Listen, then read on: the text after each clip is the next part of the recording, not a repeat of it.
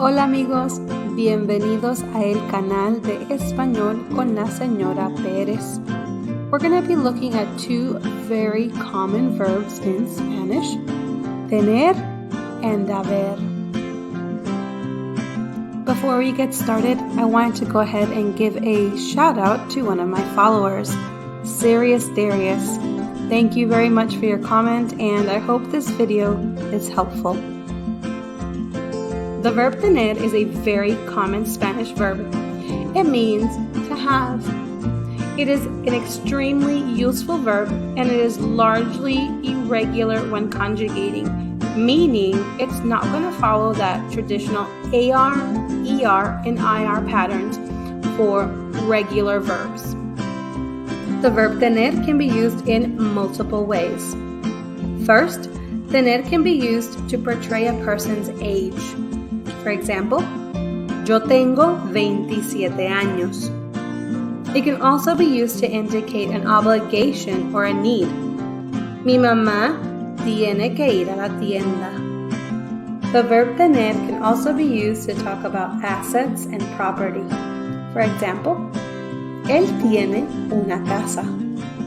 Lastly, the verb tener can be used to speak about illness, whether it be mental or physical.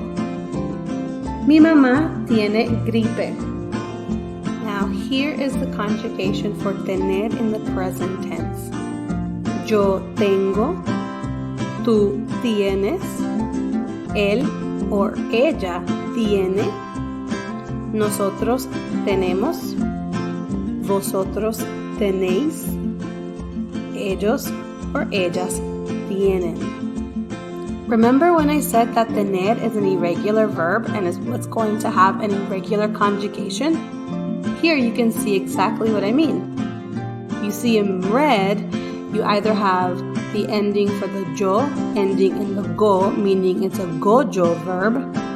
Also in tú, él, ella, and ellos, ellas, ustedes, you can see that there is a stem change, meaning in the first E, in that stem portion of our verb, the E changes to an IE.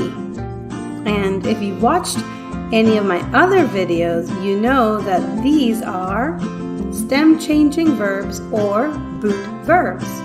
Now, if you haven't seen that video, you may want to go ahead and watch that. On the other hand, haber is also one of the most commonly used verbs in Spanish. It is mostly used as an auxiliary verb or a helping verb. Although haber is similar in form to the verb to have and is often translated that way in English, it is not related to the English verb to have. The verb haber can be used as an auxiliary verb in compound tenses. It can also be used in the form of there is or there are, and haber can also be used to speak about some obligations. As an auxiliary verb, haber is equivalent to the English auxiliary verb, but it does not mean to possess. Haber is used to form what is known as a perfect tense, meaning talking about actions that have been or will be completed. Here's an example. He comprado una casa. I have bought a house. Also, han salido. They have left. Haber has a unique conjugated form, I. Almost kind of sounds like the English word I, and it means there is or there are. Hay un gato en la cama. There is one cat on the bed. Hay dos gatos en la cama. There are two cats on the bed. You can also translate haber with to be in the hay que expression.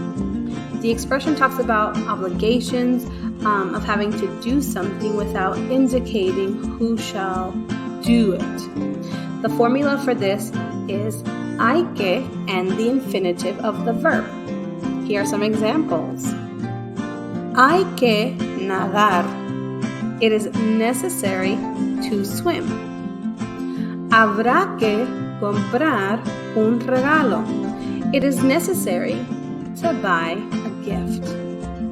So here are the conjugations for the verb haber. Remember that haber is conjugated irregularly, similar to tener. Yo he, tú has, él o ella ha, sometimes hay, nosotros hemos, vosotros habéis, ellos, ellas han, sometimes I.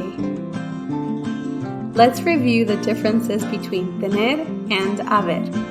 Tener can be used when you're talking about an illness, whether it be physical or mental, referring to someone's age, an obligation, and to talk about assets or property you may have. Haber can be used to talk about obligations, but not really talking about who is going to do them. It is mainly used as an auxiliary verb, and it can also be used as there is or there are. Bueno amigos, we have reached the end of our video. Remember to like if you found this video helpful and subscribe to my channel so you can watch all of my videos. Don't forget to leave a comment and I can always make a video to help you in your Spanish learning journey. As always, gracias. Hasta la próxima.